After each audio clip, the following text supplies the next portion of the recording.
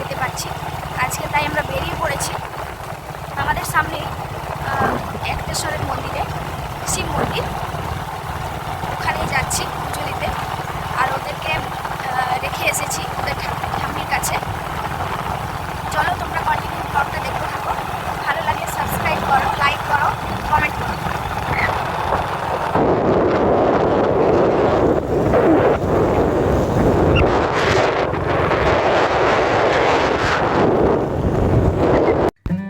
আমাদের বাড়ি থেকে মোটামুটি 11 কিলোমিটার হবে, সেরকমই ডিস্টেন্স আছে। আর রাস্তায় এত কাজ চলছে যাওয়া খুব মুশকিল হয়ে যায়। বাট একটা অঘটন ঘটেছিল কয়েকদিন আগে, তোমরা তো সবাই জানো ভালো করে। তারপর থেকে মনটা খুব অস্থির লাগছিল, তাই দুজনে মিলেই বললাম যে চলো যাই একবার। আমরা প্রায় পৌঁছে গেছি, আসতে আমাদের 15-20 মিনিট লেগেছে। চলো এবারে পুজোর সাজটা নিয়ে নিই। এখানে সব কিছুই পাওয়া যায়। বাড়ি থেকে ফুল আর দুধ নিয়ে এসেছি, বেলপাতা, আর এখানে বাকি জিনিসগুলো নিয়ে নেব। অন্যদিন তো তোমাদের দিদিই ব্লগটা করে, আজকে আমি একবার ট্রাই করে দেখলাম কেমন হচ্ছে না হচ্ছে। আমি তো ক্যামেরার পিছনে থাকা লোক। অ্যাকচুয়ালি আমি সময় পাই না, সকাল হলে বেরিয়ে যাই, আবার রাত্রেবেলায় বাড়ি ঢুকি।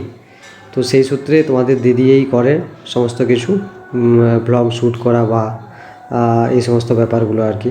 আমি জাস্ট এডিটটুকুই করে দিই। চলো আমরা ভিতরে চলে এসেছি, চারিদিকে দেখে বুঝতেই পারছো। ভাবছিলাম যে খুব একটা ভিড় হবে না, কিন্তু এখানে এসে দেখছি অনেকেই মোটামুটি ভালোই ভিড় রয়েছে। চলো দেখি আমরাও পুজোর জন্য এগোই। প্রথমে আমরা এখান থেকে ঠাকুরমশাইয়ের কাছ থেকে সমস্ত কিছু নিয়ে পরে বাবা গণেশের কাছে গিয়ে পুজো দিলাম, এবং ওখান থেকে বেরিয়ে যে সমস্ত একটেশ্বরে যে সমস্ত বাকি দেবস্থান রয়েছে সমস্ত জায়গাতেই আমরা নিজের মতো করে জল ও ফুল বেলপাতা এই সমস্ত কিছু দিলাম।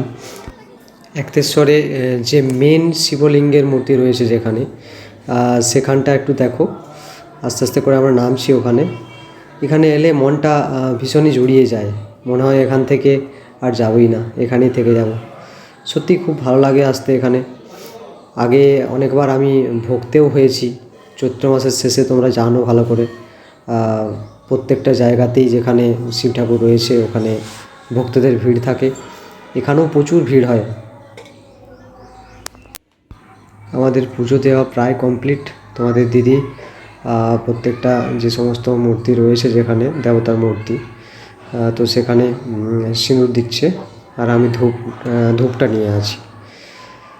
তো চলো তোমাদেরকে একটু দেখাই। যদি কখনো মনে হয় তো বাঁকুড়ার একটেশ্বর মন্দির বাবা ভোলানাথের স্থান, যদি কখনো সময় হয় তো এসে পরে একবার দেখে যেও, ঠিক আছে?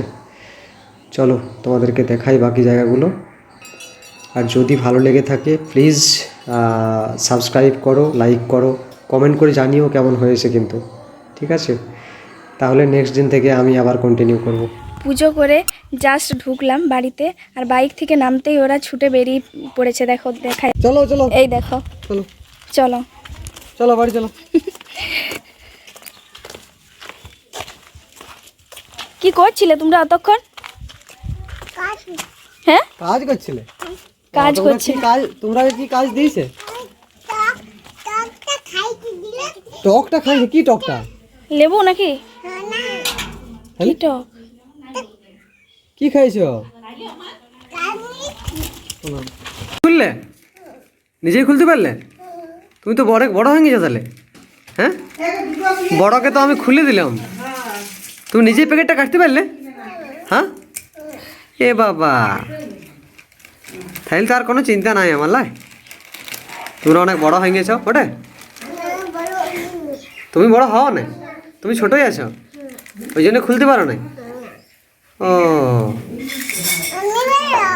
হ্যাঁ, আমি সন্ধ্যেবেলা ওদের প্রিয় মাসি মানে পুচি, যার সাথে ওরা বেশি খেলে, তার জন্মদিন ছিল। ওরা ওখান থেকে ফিরে এসে মামা বাড়ি চলে গেছে, আর আমি এদিকে একটু আলু ভেজে নিচ্ছি, ওদেরকে ভাত খাওয়াবো। তাছাড়া বাড়ির সবার জন্য হয়ে যাবে। আর চিকেন ছিল, চিকেনের সাথে একটু আলু ভাজা রুটির সাথে হলে ভালো হয় আর কি।